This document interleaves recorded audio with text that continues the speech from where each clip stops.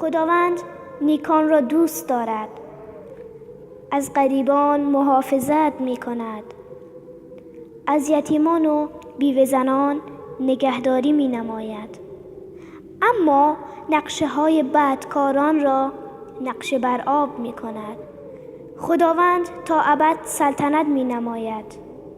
ای اورشلیم، خدای تو در طی تمام دورانها حکمرانی خواهد کرد.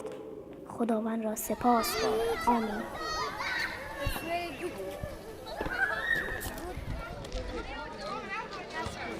We believe in the Lord, who is God of widows, orphans, and strangers. We believe in the holy duty of protecting those who lost home, peace, and opportunity for human life with dignity. We believe that people we work with have right and power to govern their own lives. We are there to help them restore that right and empower them in the process. ADRA Serbia implements several programs of support to vulnerable groups in Serbia. Refugees and asylum seekers from the Middle East are one of them. The mission of the SDA Church in Serbia is prophetic, to proclaim the prophetic hope for the tired time and generation, and to do prophetic deeds of protecting those robbed of their rights in the name of justice and compassion. ADRA focuses on the second. This report of the Southeast European Union Conference deals with the work of ADRA Serbia, one of 4 ADRA offices in this union conference. Since 2015, more than 1 million refugees from the Middle East have passed through Serbia. Wars and severe poverty were the reasons. Serbia is still on the so-called Balkan route, seeing dozens of new arrivals each month.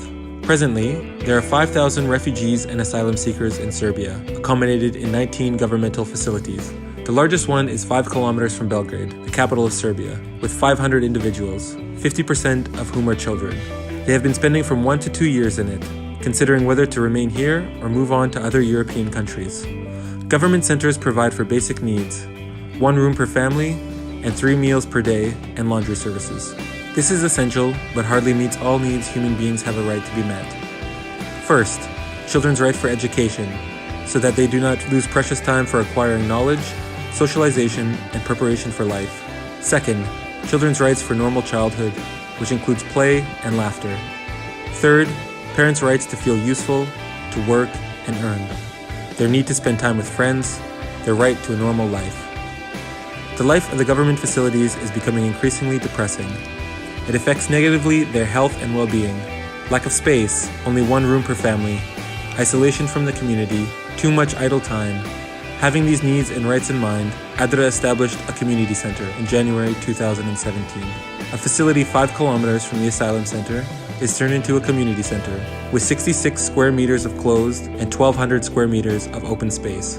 The facilities include classrooms, IT corner, children's corner, women's corner, office for psychological counseling, workshop space, and a large sports hall. The open space is for sports and games. To get there, refugees either use free public transport or ADRA transportation. Also, people from the local community participate in programs.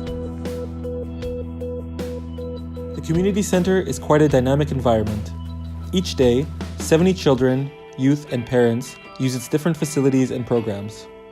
ADRA integrates 100 refugee children in Belgrade schools. Each early morning, ADRA's vehicle picks up around 100 children at the asylum center's entrance and drives them to 10 Belgrade schools.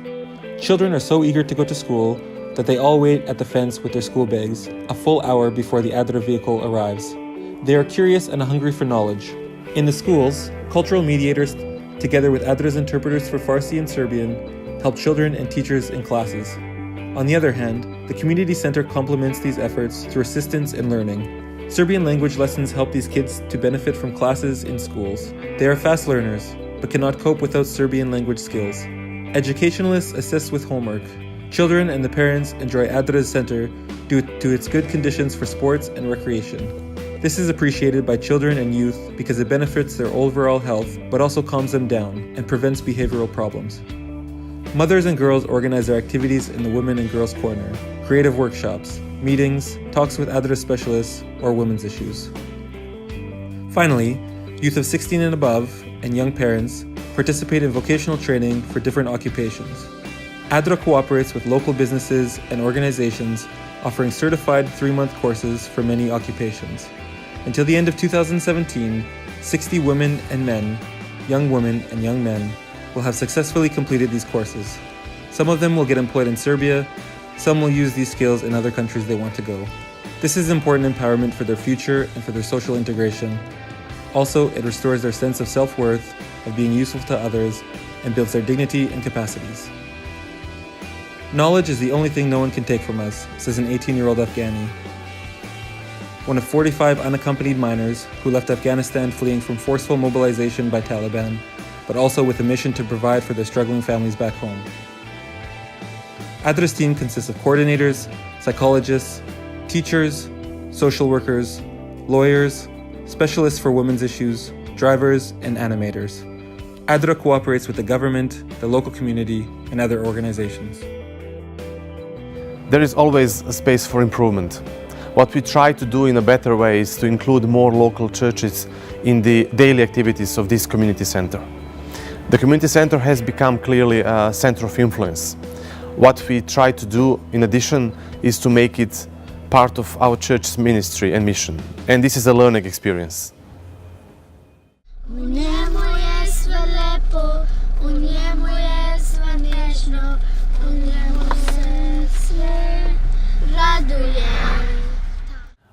An Afghani father told us recently, all myself and my family want is a normal life, a decent normal life, even boring life. And now we need something to give us hope that this is achievable. Instinctively, to us, to Adventists, to Christians, comes a need to present the reality of the new earth to these people. And to present the new earth and to draw it as a picture to boys and girls and to women and men who have lost their state, who are left without roots and are in limbo. It's not easy. Of course it's not easy. But luckily what is possible is to create an environment which will be a place where no loneliness will exist for these people, where they will have human beings supportive and caring for their rights and dignity.